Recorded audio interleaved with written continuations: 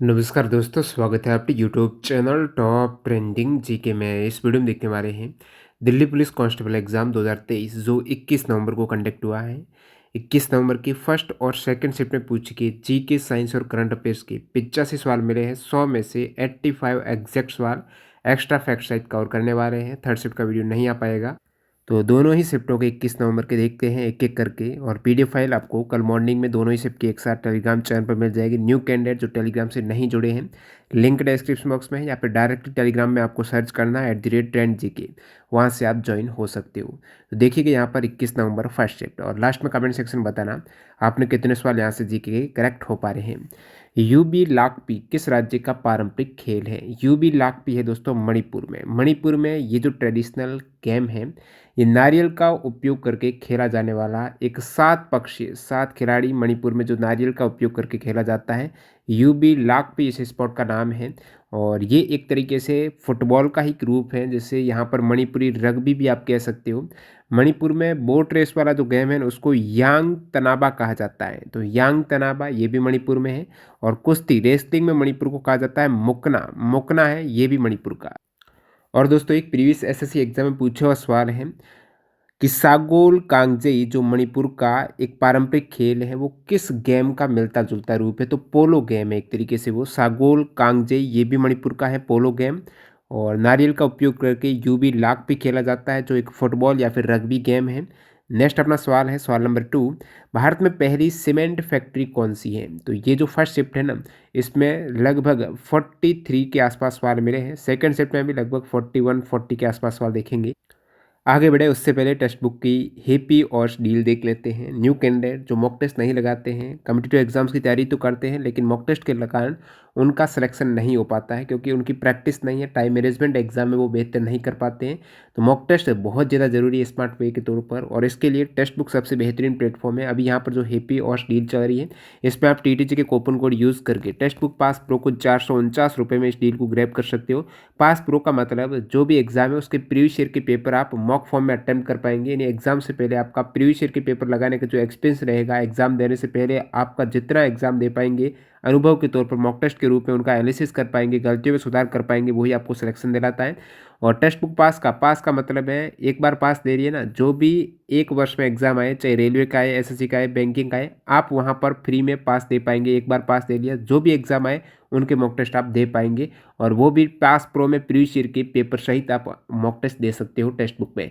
New candidate जो join नहीं किया है टेक्स्ट बुक को, या फिर अपना पास रिन्यू कराना चाहते हैं, टेक्स्ट बुक ऐप में जाइएगा और पास वाले सेक्शन में अप्लाई कूपन में टीटीजी के कूपन कोड यूज़ करते हुए एक्स्ट्रा डिस्काउंट के साथ आज ही ज्वाइन कर सकते हो प्रीवियस ईयर के लिए। लिंक डिस्क्रिप्शन बॉक्स में ज़रूर चेकआउट कीजिएगा। सवाल है भारत में पहली सीमेंट फैक्ट्री कौन सी है? भारत में पहली सीमेंट फैक्ट्री दोस्तों चेन्नई तमिलनाडु में स्थापित की गई 1904 में। उसका नाम है साउथ इंडिया इंडस्ट्रीज लिमिटेड। तो उसने पोर्टलैंड सीमेंट के निर्माण की पहल की। तो पोर्टलैंड सीमेंट यहाँ पर निर्माण स्टार्ट हुआ मद्रास चेन्नई में साउथ इंडिया इंडस्ट्रीज लिमिटेड के नाम से 1904 में। ये भारत की पहली सीमेंट सेंटर है। अगला सवाल देखते हैं, शकूर खान किस वाद्य यंत्र से संबंधित है? शकूर खान की बात करें तो सारंगी प्लेयर है। शकूर खान है दोस्तों सारंगी। सारंगी जो म्यूजिक इंस्ट्रूमेंट है उनके प्लेयर हैं शकूर खान। शकूर खान पंडित राम नारायण, रमेश मिश्र, सुल्तान खान, उस्ताद बिंदा खान, अब्दुल लतीफ़ खान, ये सभी सारंगी के प्लेयर हैं। अगला सवाल है, चट्टानों का अध्ययन क्या कहलाता है? चट्टानों का अध्ययन कहलाता है petrology. The study of rocks is called petrology. चट्टानों का अध्ययन क्या कहलाता है? पेट्रोलॉजी। सार्वजनिक स्वामित्व वाली वस्तु को निजी स्वामित्व में कर देना क्या कहलाता है? यानी बात हो रही है यहाँ पर निजीकरण की, जो प्राइवेटाइजेशन किया जाता है, यानी जो पब्लिक सेक्टर की वस्तु हैं उनको प्राइवेट सेक्टर को बेच दी, प्राइवेट हाथों में हस्तांतरण कर दिया, तो वो एक तरीके से निजीकरण हो गया। अब यहाँ पर एक टर्म आता है दोस्तों डिसइन्वेस्टमेंट का, जैसे आप कहते हो विनिवेश। विनिवेश क्या कहता है? कोई भी पब्लिक सेक्टर है, सार्वजनिक उपक्रम है, वो सरकार की हिस्सेदारी बेच देता है। सरकार है राजस्व प्राप्त करने के लिए पब्लिक सेक्टर में अपनी हिस्सेदारी बेच देता है, तो उसे विनिवेश कहते हैं। क्या कहते हैं? डिसइन्वेस्टमेंट। अगर कोई भी पब्लिक सेक्टर अंडरटेकिंग है उसका निजीकरण किया जा रहा है, यानी सार्वजनिक क्षेत्र को प्राइवेट सेक्टर में एक तरीके से प्राइवेट हाथों में, निजी हाथों में दिया जा रहा है, तो यदि सरकार 51% से अधिक हिस्सेदारी निजी क्षेत्र को बेच देता है, तो वो विनिवेश की प्रक्रिया में सरकार अपना कुछ हिस्सा बेच देती है। लेकिन निजीकरण में क्या करती है? अपने पास से ज़्यादा हिस्सा बेच देती है, 51% से ज़्यादा हिस्सा बेच देती है तो वो निजीकरण है। और विनिवेश में क्या करती है, पूरा हिस्सा, जैसे कि सरकार के पास 75% थी तो उसमें से कुछ हिस्सा जैसे 10% बेच दिया तो 51%, 50 से ज़्यादा तो अभी भी सरकार के पास है तो वो पब्लिक सेक्टर में रहेगी। और यदि 51% से ज़्यादा हिस्सा बेच देती है तो फिर वो निजीकरण में हो जाएगा। तो ये फ़र्क है विनिवेश और निजीकरण में। विनिवेश में वो संपत्ति सरकार के पास ही रहती है। नेक्स्ट अपना है, कोई व्यक्ति कितने समय तक बिना निर्वाचित हुए मुख्यमंत्री रह सकता है।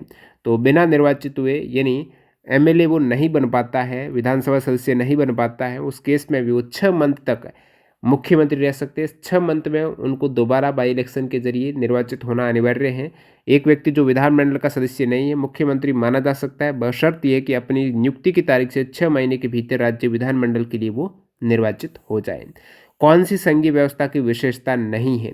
अब संघीय व्यवस्था में प्रमुख विशेषताओं की आप बात करेंगे तो एक संघीय ढांचे में 2 स्तरीय सरकार होगी, केंद्र सरकार और राज्य सरकार। संघ का मतलब ये केंद्र है और राज्य सरकार है, और केंद्र और राज्यों के बीच में वहाँ पर शक्तियों का विभाजन किया जाएगा। और संविधान की सर्वोच्चता है संघीय सरकार में, संसद की सर्वोच्चता। एक एग्जाम में पूछा गया था संघीय व्यवस्था की कौन सी विशेषता नहीं है, जिसमें विकल्प था संसद की सर्वोच्चता। संसद ही सर्वोच्च नहीं होती है, संविधान सर्वोच्च होता है, तो संविधान की सर्वोच्चता हो जाएगी।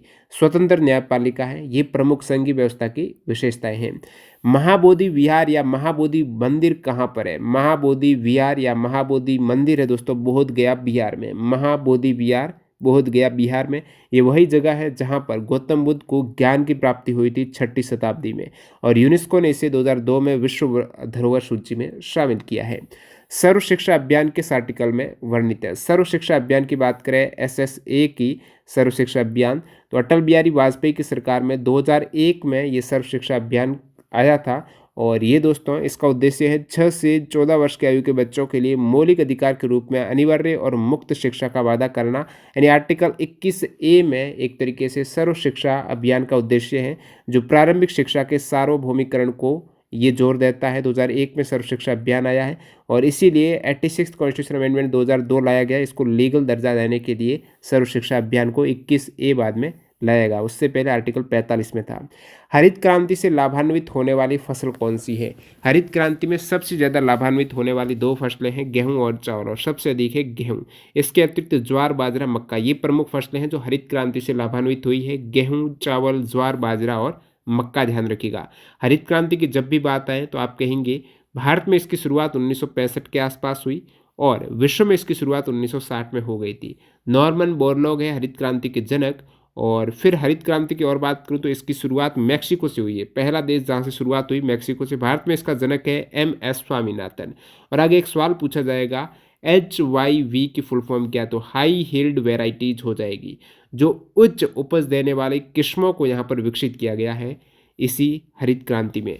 सिलेंडर में LPG गैस उच्च दाब के साथ क्यों भरी जाती है। गैस सिलेंडर में लिक्विफाइड पेट्रोलियम गैस जो घरों में काम में ली जाती है वो LPG गैस रहती है, तो उसको उच्च दाब के साथ क्यों भरते हैं। उच्च दाब, देखिए गैस पर यदि दाब ज़्यादा होगा तो आप उसे इजीली स्टोर कर पाएंगे ज़्यादा गैस को। और LPG की क्या विशेषता है, ज़्यादा दाब पर वो लिक्विड में कन्वर्ट हो जाएगी, तो लिक्विड में कन्वर्ट हो जाएगी। गैस से लिक्विड का आयतन कम रहता है तो ज़्यादा स्टोर आप कर पाएंगे कम क्षेत्र पर, कम आयतन में भी। तो गैस LPG तरल के रूप में अपनी मात्रा से 270 गुना तक फैल जाती है। लिक्विड गैस है और वही यदि गैस फॉर्मेट में आई तो 270 गुना ज़्यादा वो एक्सपेंड हो जाएगी। भगत सिंह एवं बट्टू केशवर दत्त ने दिल्ली असेंबली में बम क्यों फेंके थे, तो वो मजदूर विरोधी बिल के कारण। एक तरीके से 2 बिल थे, पब्लिक सेफ्टी बिल और ट्रेड डिस्प्यूट्स बिल। तो ट्रेड डिस्प्यूट बिल और पब्लिक सेफ्टी बिल ये मजदूर विरोधी बिल थे। इनके विरोध में भगत सिंह और बट्टू केशवर दत्त ने दिल्ली असेंबली में बम फेंके थे ताकि जो बहरी सरकार है उनको जगाया जा सके। तो सेंट्रल असेंबली बम कांड ये दोस्तों 8 अप्रैल 1929 को भगत सिंह और बट्टू केशवर दत्त ने दिल्ली असेंबली में बम फेंके थे। कब, 8 अप्रैल 1929 को। और लाहौर षड्यंत्र केस के नाम से उन पर मुकदमा चलाया गया जिस पर 7 अक्टूबर 1930 को फैसला आया और राजगुरु सुखदेव और भगत सिंह को यहाँ पर फांसी की सजा दी गई। और ये फांसी हुई थी 23 मार्च 1931 को, ठीक है। इसलिए 23 मार्च को उनकी शहादत को एज ए शहीद दिवस के रूप में मनाया जाता है। बहमनी सल्तनत की स्थापना कब हुई थी। बहमनी सल्तनत की स्थापना दोस्तों 1347 कब हुई थी, बहमनी 1347। और यहाँ पर बैमन शाह के द्वारा इसकी स्थापना की गई थी। अगला सवाल यहाँ पर क्रिकेट टर्म है, चाइना मैन से पूछा हुआ है कि एक गेंद जो बाएं हाथ के गेंदबाज द्वारा दाएं हाथ के बल्लेबाज के लिए ऑफ से लेग की ओर घूमती है, वो हो गई चाइना मैन। को क्या बाएं हाथ की कलाई के स्पिनर की गुगली के बराबर की गेंद होती है, ये चाइना मैन।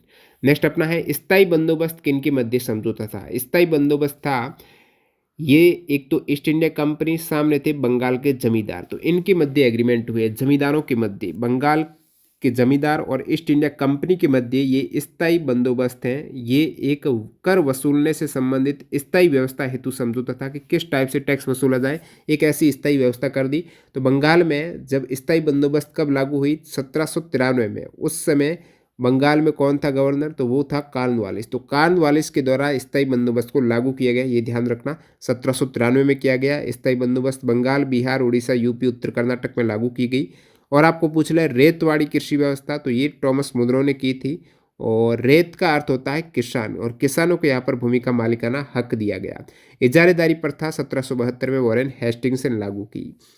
2011 की जनगणना के अनुसार सबसे कम साक्षरता किस यूटी की है। सबसे कम साक्षरता दादर नगर हवेली की है और सबसे अधिक साक्षरता है लक्षद्वीप की। नेक्स्ट यहाँ पर south Asian football federation championship 2023 Bharat में कहाँ पर हुई, तो यहाँ पर SAFF south Asian federation football federation championship 2023 है।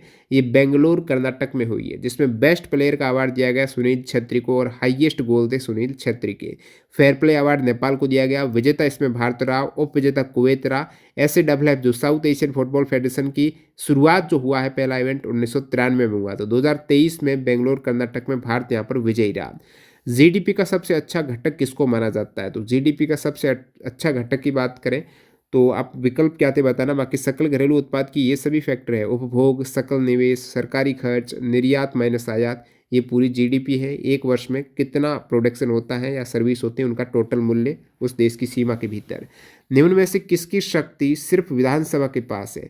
विधानसभा हो गई, लोकसभा हो गई, उनके पास एक पावर रहती है धन विधेयक, क्योंकि विधानसभा लोकसभा में ये जनता के द्वारा चुने हुए प्रतिनिधि रहते हैं, तो धन खर्च करने का एक तरीके से अधिकार भी पेश किया जाएगा, वो केवल और केवल जहां पर जनता के द्वारा चुने हुए प्रतिनिधि हैं उनके समक्ष होगा। तो धन विधेयक केवल राज्य की विधानसभा या फिर लोकसभा में ही पेश किया जाता है। नेक्स्ट अपना जीएसटी के संविधान संशोधन के तहत जोड़ा गया 101वां संविधान संशोधन 2017 में जीएसटी को ऐड किया गया। और जीएसटी टैक्स स्लैब है, इसमें टोटल कितने स्लैब है, तो जीएसटी में 5 स्लैब मिलेंगे, 0%, 5%, 12%, 18% और 28%। ठीक है। नेक्स्ट संविधान में मूल अनुसूची कितनी थी। शुरुआत में जब संविधान लागू हुआ उस समय मूल अनुसूची थी 8, अभी कितनी अनुसूची है 12। आर्टिकल कितने हैं, 395 मूल थे, अभी तो 350 450 के आसपास हो चुके हैं। 22 जब भाग थे संविधान लागू हुआ, अभी 25 भाग हो चुके हैं। तो संविधान में 12 अनुसूची है, यहाँ से सवाल आ जाए तो एक बार आप देख सकते हो टोटल 12 की 12 अनुसूची है, उसमें क्या क्या प्रावधान है। तो फर्स्ट अनुसूची में संघ और राज्य के क्षेत्रों का वर्णन है। दूसरी अनुसूची में मुख्य अधिकारियों के भत्ते और वेतन है। तीसरी में शपथ है। चौथी में राज्यसभा के सीटों का उल्लेख है। चौथी में पांचवी में है SC और ST के प्रशासन का उल्लेख। छठी में दोस्तों असम, त्रिपुरा, मेघालय, मिजोरम, ठीक है, ATMM, असम, त्रिपुरा, मेघालय, मिजोरम का जनजातीय प्रशासन, तो ATMM। छठी में है ATM, ठीक है, छठी 6 में ATM का जनजातीय प्रशासन। सातवीं में केंद्र और राज्यों के बीच शक्ति का बंटवारा है। आठवीं में 22 भाषाओं का उल्लेख है। नौवीं में भूमि सुधार संबंधित है। 10वीं दल बदल है, 10th दल बदल। 11वीं अनुसूची में पंचायतों का है। 12वीं में है नगर निकायों का। नेक्स्ट अपना सवाल है, भारत में किसकी जयंती को 12 जनवरी को प्रतिवर्ष राष्ट्रीय युवा दिवस के रूप में मनाते हैं। तो राष्ट्रीय युवा दिवस के रूप में दोस्तों स्वामी विवेकानंद जी की जयंती को मनाया जाता है 12 जनवरी। कब, 12 जनवरी 1984 को कंटिन्यू की गई पहली बार एज ए राष्ट्रीय युवा दिवस के रूप में मनाई गई स्वामी विवेकानंद जी की जयंती। अब संयुक्त राष्ट्र संघ के निर्णय अनुसार सन 1984 का जो वर्ष है ना, वो अंतर्राष्ट्रीय युवा वर्ष घोषित था। सन 1984 का वर्ष था अंतर्राष्ट्रीय युवा वर्ष।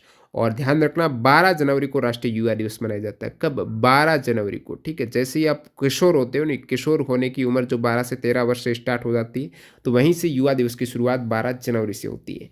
अब नेशनल यूथ डे 2023 की थीम क्या है, विकसित युवा विकसित भारत, ये 2023 के युवा दिवस की थीम है। ब्रह्मा समाज की स्थापना किसने की थी? इजी सवाल है। ब्रह्मा समाज की स्थापना राजा राममोहन राय ने 1828 में कलकत्ता में की। बाकी अन्य आपको पता ही है, सत्यशोधक समाज है ज्योतिबा फुले ने 1873 में, आत्मीय सभा राजा राममोहन राय ने 1815 कोलकाता में, रामकृष्ण मिशन की स्थापना स्वामी विवेकानंद ने 1897 को, servants of India society Gopal Krishna Gokhale 1905 में, ब्रह्मा समाज की स्थापना राजा राममोहन राय ने, जो आपको पूछा गया है।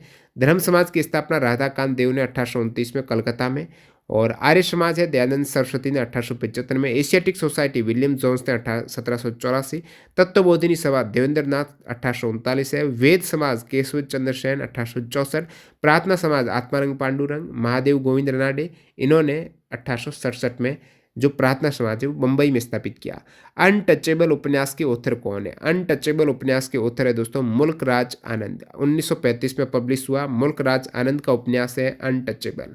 पांचवी पंचवर्षीय योजना का प्रारूप किसके द्वारा तैयार और लॉन्च किया गया था? पांचवी पंचवर्षीय योजना का जो ड्राफ्टिंग की थी वो डीपी धर ने की थी। डीपी धर ने पांचवी पंचवर्षीय योजना का प्रारूप तैयार किया।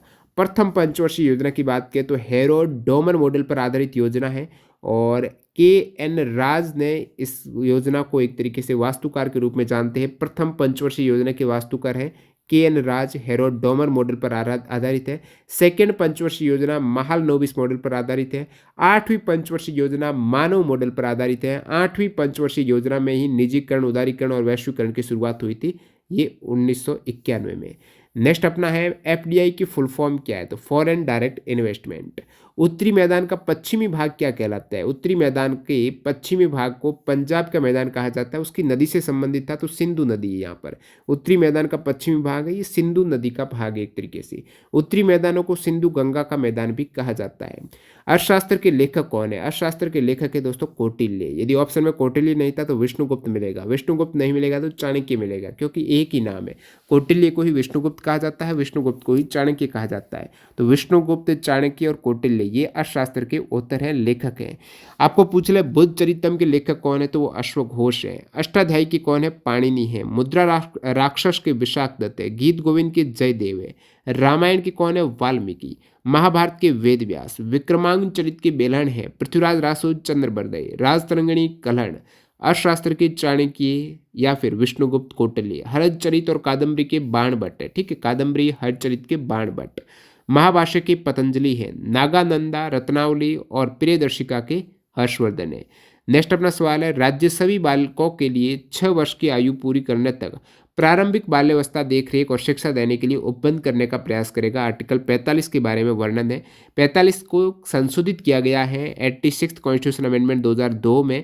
पहले आर्टिकल 45 में प्रावधान अलग था, अभी जो प्रावधान है वो ये है कि राज्य सभी बालकों के 6 वर्ष की आयु तक, जब तक बालक 6 वर्ष की आयु पूर्ण कर ले, 6 वर्ष से पहले पहले आंगनवाड़ी की फॉर्म में प्रारंभिक बाल्यावस्था देखरेख और शिक्षा देने का उपबंध राज्य करेगा, वो 6 वर्ष से पहले करेगा। आर्टिकल 45 में ये डीपीएसपी में आपको पूछ रहे। राज्य की नीति निर्देशक सिद्धांत में बच्चों के लिए जो प्रारंभिक बाल्यावस्था देखरेख और शिक्षा देने का उपबंध है वो आर्टिकल 45 में है। उसके बाद 6 से 14 21A में आर्टिकल 21A इसी अमेंडमेंट में जोड़ा गया है, जो शिक्षा का अधिकार देता है, अनिवार्य और निःशुल्क शिक्षा का। पहले यही प्रावधान 45 में था। नेक्स्ट अपना सवाल है लीला सैमसन का संबंध किस क्लासिकल डांस से है? लीला सैमसन दोस्तों भरतनाट्यम की डांसर है, 1990 में पद्मश्री विजेता है लीला सैमसन भरतनाट्यम। मधु मंसूरी हसमुख किस राज्य से एक संगीतकार है? मधु मंसूरी हसमुख ये झारखंड की एक सिंगर है, राइटर है। इन्होंने बिहार से अलग राज्य झारखंड के आंदोलन के लिए कई नागपुरी गीत लिखे थे, और झारखंड को 2000 में बिहार से अलग किया गया, और इसके लिए अलग करने हेतु झारखंड हेतु कई इन्होंने नागपुरी गीत लिखे थे। तो माधु मंसूरी हसमुख है, ये झारखंड से है। 2020 में कला के क्षेत्र में इन्हें पद्मश्री भी दिया गया। विलासिनी नाट्यम किस राज्य का एक लोक नृत्य है? विलासिनी नाट्यम है आंध्र प्रदेश का एक फोक डांस है, और पहले पुरुष जो विलासिनी नाट्यम नर्तक हैं वो है दोस्तों श्री संजय कुमार जोशी। श्री संजय कुमार जोशी है ना, ये विलासिनी नाट्यम के पहले एक पुरुष डांसर है, ठीक है। नेक्स्ट अपना है रूल ऑफ लॉ जिसे आप कहेंगे विधि के शासन की अवधारणा कहाँ से ली गई है। विधि के शासन की अवधारणा इंग्लैंड से ली गई है और विधि द्वारा स्थापित प्रक्रिया जापान से ली गई है। अब विधि के शासन यानी रूल ऑफ लॉ है, ये अवधारणा अल्बर्ट वैन डाइसी द्वारा प्रतिपादित है, यानी आर्टिकल 14 के तहत प्रदान की गई कानून के समक्ष जो समानता है वो इस अवधारणा का एक प्रमुख तत्व है रूल ऑफ लॉ का। विधि द्वारा स्थापित प्रक्रिया जापान से और विधि की प्रक्रिया जो रूल ऑफ लॉ है, विधि का शासन है, वो इंग्लैंड से ली गई है। प्रधानमंत्री नरेंद्र मोदी ने 11 दिसंबर 2022 है, एग्जैक्टली डेट थी 11 दिसंबर 2022 को किस शहर में मेट्रो की प्रथम फेज का उद्घाटन किया था। वो नागपुर में किया था। 11 दिसंबर 2022 को मोदी जी ने नागपुर मेट्रो के फर्स्ट फेज का पूरी तरह से उद्घाटन किया और नागपुर मेट्रो के चरण 2 की आधारशिला रखी। ये नागपुर मेट्रो है मोदी जी ने।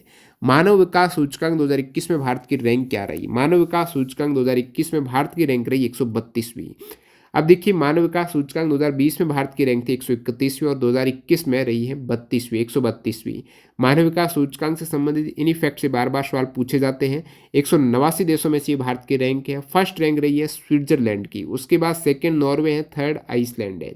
अब फर्स्ट रैंक यहाँ पर जो स्विट्जरलैंड की रही है, स्विट्जरलैंड का मानव विकास सूचकांक मूल्य कितना है, वो है 0.962 है। नॉर्वे का 0.961 है। आइसलैंड का 0.959 है।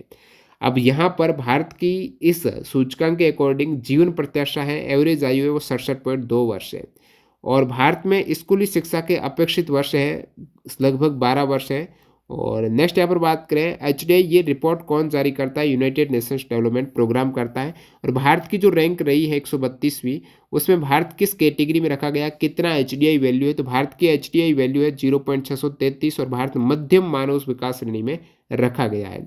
और बाकी नेक्स्ट अपना सवाल है सल्तनत काल में दीवान ए अर्ज विभाग किससे संबंधित था। सल्तनत काल में दीवान ए अर्ज विभाग है ना, ये सैन्य विभाग था।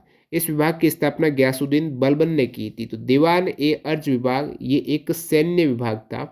अब यहाँ पर बात करूँ सल्तनत कालीन प्रशासन की, आपका एक वीडियो ऑलरेडी डाला था यूट्यूब पर, सल्तनत कालीन, मौर्य कालीन, चोल कालीन या फिर मराठाओं के काल में, मुगलों के काल में जो ये प्रशासनिक शब्दावली होती थी ना, इनका क्या अलग अलग अर्थ था, उसका वीडियो देख सकते हो। प्रशासनिक शब्दावली टॉप ट्रेंडिंग जीके यूट्यूब में पड़ा हुआ है। हाल ही में पीडीएफ भी पिन की है टेलीग्राम में, वो भी ज्वाइन कर लेना।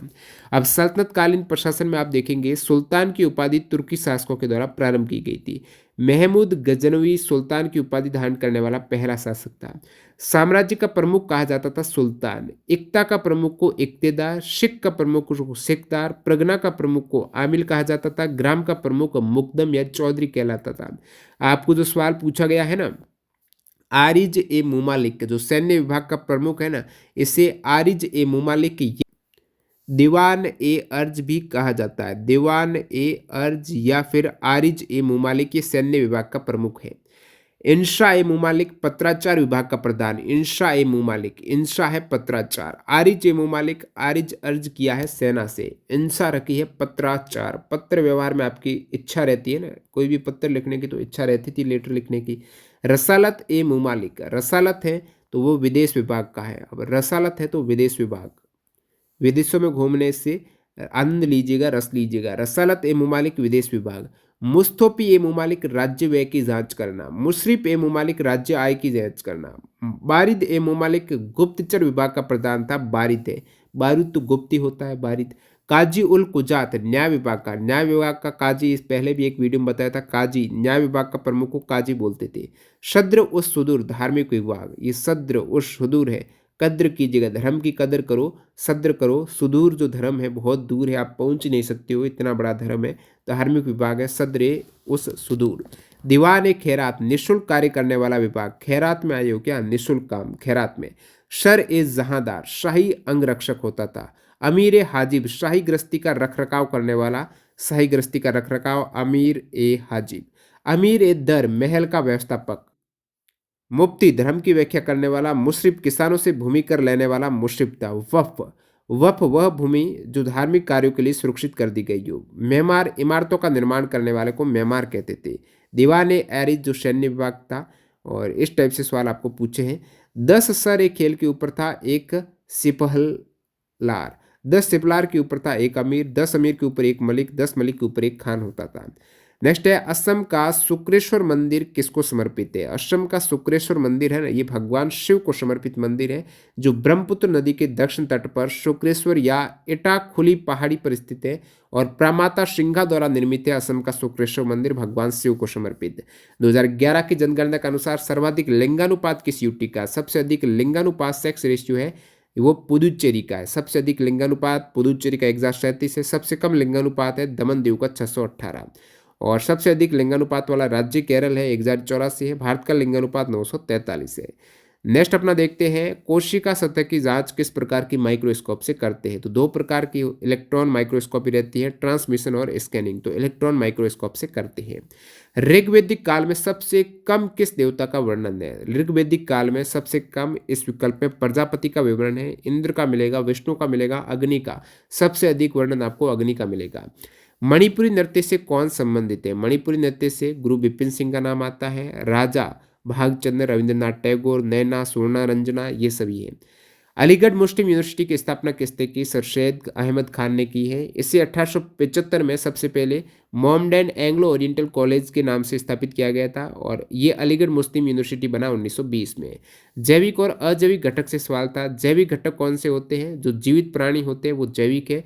अजैविक में जो गैर जीवित घटक है जैसे भौतिक स्थिति, तापमान, पीएच, आर्द्रता, लवणता, सूर्य का प्रकाश, ये सभी अजैविक है। अब देख लेते हैं सेकंड सेट में पूछ के जीके के सवाल। सोनल मानसिंह किस नृत्य से संबंधित। सोनल मानसिंह का पूछा तो ओडिसी डांस है। Odissi dance Indrani Rahman, Charles Fabri, Guru Pankaj Charandas, Kelucharan Mohapatra, Sonal Mansingh, Sharon Lowen, ये सभी ओडिसी के डांसर हैं। नेक्स्ट यहाँ पर डांसर का और पूछा है मृणालिनी साराभाई किस नृत्य की है। तो मृणालिनी साराभाई भरतनाट्यम की। सोनल मानसिंह ओडिसी, मृणालिनी साराभाई भरतनाट्यम। तेंदुलकर समिति ने शहरी क्षेत्र के लिए निर्धनता का आकलन कितने रुपए प्रति व्यक्ति आए। अब प्रति व्यक्ति आए हैं, ये तो तेंदुलकर समिति ने 2009 में प्रति व्यक्ति आय के आधार पर निर्धनता का आकलन किया, जिसमें ग्रामीण क्षेत्र में प्रति व्यक्ति आय थी प्रतिमाह 446 रुपये और शहरी क्षेत्रों में प्रति व्यक्ति आय प्रतिमाह 578 रुपये। बाकी तेंदुलकर समिति लगभग 2005 में रिपोर्ट देना स्टार्ट किया और 2005 में शुरुआत में उपभोक्ता व्यय पर यदि शहर में कोई नागरिक है, शहर में 1000 रुपये प्रतिमाह खर्च कर लेता है तो कोई दिक्कत नहीं है, वो गरीबी रेखा के ऊपर ही है। गरीबी रेखा से नीचे कब आएगा, जो 1000 रुपये से कम खर्च कर पाता है। शहर में 1000 रुपये प्रति माह यानी 33 रुपये पर डे। ग्रामीण में वही 816 रुपये प्रति माह। नेक्स्ट सवाल है ओलंपिक आकार का स्विमिंग पूल की लंबाई और चौड़ाई। अब ओलंपिक आकार का स्विमिंग पूल की लेंथ और जो विड्थ है तो 50 गुणा 25 से यानी 50 मीटर लंबाई होगी और 25 मीटर चौड़ाई होगी। प्रीवियस एग्जाम एक सवाल पूछा हुआ है कि ओलंपिक आकार के स्विमिंग पूल में टोटल कितनी लेन होती है। तो कुल 10 लेन होती है। प्रत्येक लेन की चौड़ाई 2.5 मीटर होती है और गहराई कितनी होती है ओलंपिक आकार के स्विमिंग पूल की, कम से कम 2 मीटर और अधिक से अधिक 3 मीटर है। नेक्स्ट अपना चैत्य ग्रह से सवाल पूछा है। चैत्य ग्रह जो महाराष्ट्र है ये किसके लिए प्रसिद्ध है। अब चैत्य ग्रह है दोस्तों बौद्ध संप्रदाय है ना, बौद्ध संप्रदाय का एक प्रार्थना स्थल है चैत्य ग्रह। चैत्य जैसे कि महाराष्ट्र में आपको कार्ले की गुफाएं मिलेगी, वहां पर एक चैत्य ग्रह जरूर है। एक चैत्य ग्रह और 3 विहार है बौद्ध धर्म से संबंधित है। कार्ले की जो गुफाएं है ना, ये दोस्तों महाराष्ट्र के पुणे जिले में स्थित है। नेक्स्ट अपना सवाल है 2011 की जनगणना के अनुसार 10 करोड़ से कम जनसंख्या किस राज्य की है। 3 राज्यों को छोड़ दूं ना, बाकी सभी राज्यों की जनसंख्या 10 करोड़ से कम है। अब 3 राज्य के अतिरिक्त एक और राज्य था, पश्चिम बंगाल विकल्प में होगा क्योंकि 3 टॉप के राज्य हैं जिसकी जनसंख्या 10 करोड़ से अधिक है। वो कौन से हैं। तो उत्तर प्रदेश की हाईएस्ट पॉपुलेशन है जो 19.9 करोड़ है, टॉप पर है। सेकंड महाराष्ट्र की है 11.2 करोड़। थर्ड बिहार की है 10.4 करोड़। अब चौथा पश्चिम बंगाल है 9.1 करोड़। तो हाईएस्ट जो 10 करोड़ से कम जनसंख्या है वो सभी इन 3 राज्यों का अतिरिक्त आ जाएंगे। उत्तर प्रदेश 19.9, उसके बाद सेकंड महाराष्ट्र है, थर्ड आपका बिहार है, पश्चिम बंगाल की 9.1 करोड़ है, उसके बाद आंध्र प्रदेश की 8.5 करोड़, फिर मध्य प्रदेश की 7.3 करोड़ है, तमिलनाडु की 7.2, राजस्थान की 6.9। इस प्रकार जो 2011 की जनसंख्या में टोटल 121 करोड़ भारत की जनसंख्या थी। अब सबसे लोवेस्ट जनसंख्या आप देखेंगे ना, सिक्किम की जनसंख्या सबसे कम है। सिक्किम की कितनी है दोस्तों, 0.06 करोड़। सिक्किम की 0.06 करोड़ है और सिक्किम से सेकंड कम है मिजोरम की 0.1 करोड़। उससे कम मतलब थर्ड कम है अरुणाचल प्रदेश की, फिर गोवा की। तो सिक्किम मिजोरम सबसे लोवेस्ट में आते हैं राज्यों में। बाकी आप यूटी में देखेंगे, केंद्र शासित प्रदेश में सबसे कम जनसंख्या लक्षद्वीप की है 64,000। सेकंड कम दमन दीव की है, फिर लद्दाख की है, दादर नगर हवेली की है, ये जब दमन दीव दादरा नगर हवेली अलग थे ना, उस समय 2011 का डाटा है। सबसे अधिक दिल्ली की है। रामकृष्ण मिशन का सबसे प्राचीन मुख्यालय अमेरिका में कहाँ पर है? तो ये न्यूयॉर्क में है, वेदांत सोसाइटी ऑफ न्यूयॉर्क में। अब रामकृष्ण मिशन की स्थापना स्वामी विवेकानंद जी ने की थी। 1 मई 1897 को स्थापित हुआ है, जिसका मुख्यालय बेलूर मठ पश्चिम बंगाल में है। एसपी राजा राव केवी प्रसाद का संबंध किस वाद्य यंत्र से है? मृदंगम प्लेयर हैं। कर्नाटक जो एक इंस्ट्रूमेंट है, म्यूजिक इंस्ट्रूमेंट मृदंगम, तो मृदंगम के प्लेयर हैं Palghat Mani Iyer, Palghat Raghu, Karaikudi R Mani, SP Raja Rao, KV Prasad, ये सभी। सिखों ने सिंह सभा आंदोलन कहाँ से शुरू किया? सिंह सभा आंदोलन है ना, सिखों ने 1873 में किया, अमृतसर से शुरू किया। सिंह सभा अमृतसर में 1873 में। रुद्रदामन किस वंश से संबंधित है? शका वंश से संबंधित है रुद्रदामन। उन्होंने गुजरात स्थित प्रतिष्ठानपुर की पुरातात्विक दर्शनीय स्तूप को नवजीवनी दान दिया था और इसके लिए वे प्रसिद्ध हुए थे।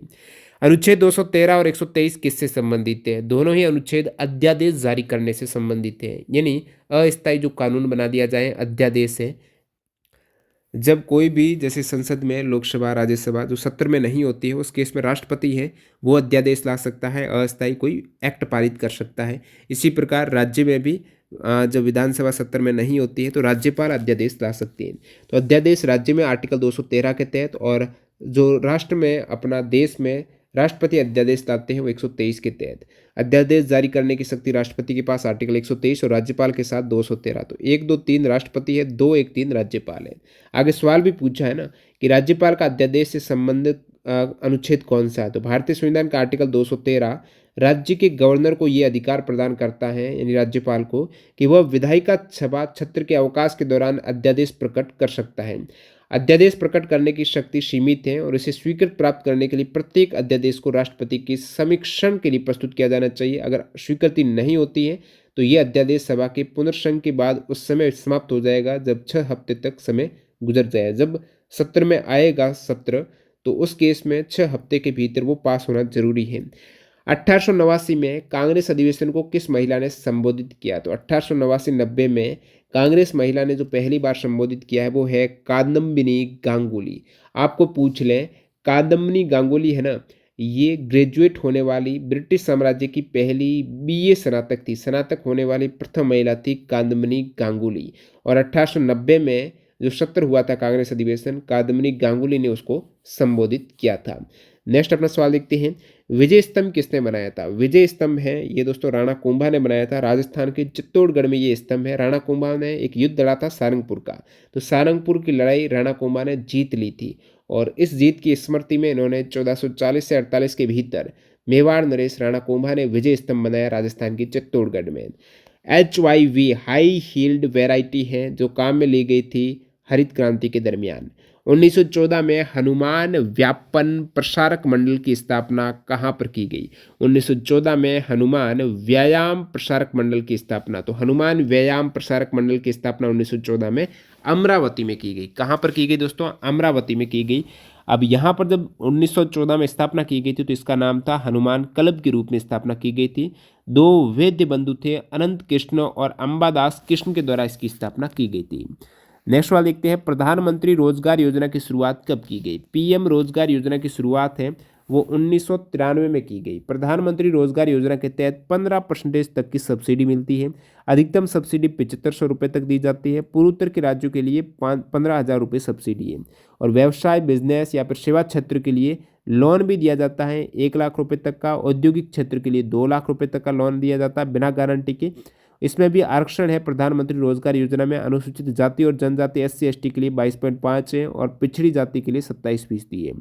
और अन्य जैसी योजना इससे मिलता जुलता जवाहर ग्राम समृद्धि योजना 1999 को, स्वर्ण जयंती ग्राम स्वरोजगार योजना 1997 को, संपूर्ण ग्रामीण रोजगार योजना 2001 को आई थी। नेक्स्ट सवाल है, मिडनाइट चिल्ड्रन उपन्यास के लेखक कौन है? मिडनाइट चिल्ड्रन सलमान रश्दी का उपन्यास है 1981 में। सलमान रश्दी के 3 प्रमुख उपन्यास midnight children, the satanic versus, Shalimar the crown, ये है उपन्यास। नेक्स्ट अपना है, नेशंस फर्स्ट ऑलवेज फर्स्ट किस स्वतंत्रता दिवस की थीम रही है? राष्ट्र प्रथम हमेशा प्रथम, नेशन फर्स्ट ऑलवेज फर्स्ट, ये दोस्तों 77वां स्वतंत्रता दिवस 15 अगस्त 2023 की थीम है। 1976 में संविधान में जोड़ा गया मौलिक कर्तव्य। ओडिसी नृत्य किस राज्य से संबंधित है? अब ऐसा इजी सवाल दिया है। ओडिसी नृत्य भाई ओडिशा राज्य का नृत्य है और इसके प्रमुख जो डांसर है केलुचरण महापात्रा। हरेली त्योहार किस राज्य में श्रावण कृष्ण पक्ष अमावस्या को मनाया जाता है? हरेली त्योहार है छत्तीसगढ़ में, मनाया जाता है श्रावण माह की अमावस्या को। वेम्पति चिना सत्यम किस क्लासिकल डांसर के लिए जाने जाते हैं? वेम्पति चिना सत्यम कुचिपुड़ी के डांसर है। किसके हैं? कुचिपुड़ी के। प्रशांत महासागर में स्थित प्लेट से एक सवाल आया है, एग्जैक्ट सवाल का आंसर क्या था वो आप बता सकते हो। प्रशांत प्लेट है ये उत्तरी अमेरिका और पश्चिमी तट से लेकर अलास्का तक फैली हुई है।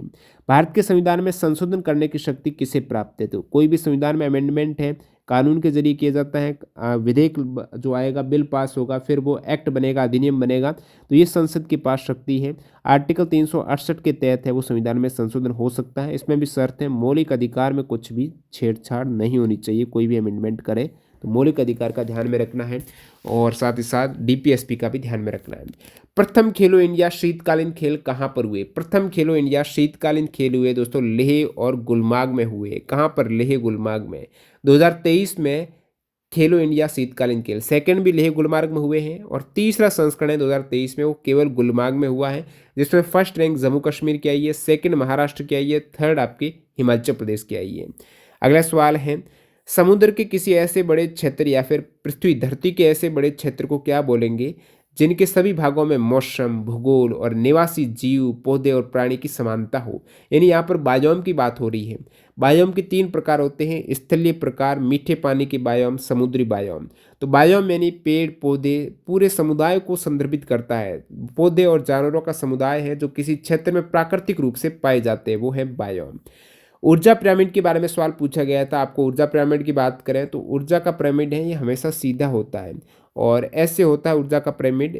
आधार बड़ा होता है, ऊपर धीरे धीरे छोटा है, यानी ऊर्जा में पहला स्तर में ज़्यादा ऊर्जा, तो ऊर्जा ट्रांसफर में वह पूरी की पूरी ट्रांसफर नहीं होती, धीरे धीरे कम होती जाएगी। तो ये इस प्रकार ऊर्जा का पिरामिड रहता है। ऊपर जाने पर ऊर्जा घटती जाती है और बड़ा आधार है, छोटा शीर्ष होता है ऊर्जा पिरामिड में। जैसे कि वन इकोसिस्टम में उत्पादक है हरे पेड़ पौधे जो स्वपोषी हैं और उसको खाने वाला प्राथमिक उपभोक्ता है, उसमें ऊर्जा का ट्रांसफर है, यानी ऊर्जा का क्षय होता रहता है, 10% ऊर्जा ही आगे से आगे बढ़ती जाती है। और जलीय पारितंत्र जैसे तालाब है, समुद्र है, उनके जैव भार का पिरामिड है ना वो उल्टा होता है। ठीक है। अगला सवाल है मुगल काल में कपास और गन्ना को क्या कहते थे? मुगल काल में कपास और गन्ना को जीन्स आई कामिल कहा जाता था। कपास और गन्ना को जीन्स आई कामिल कहते थे। क्या? जीन्स आई कामिल।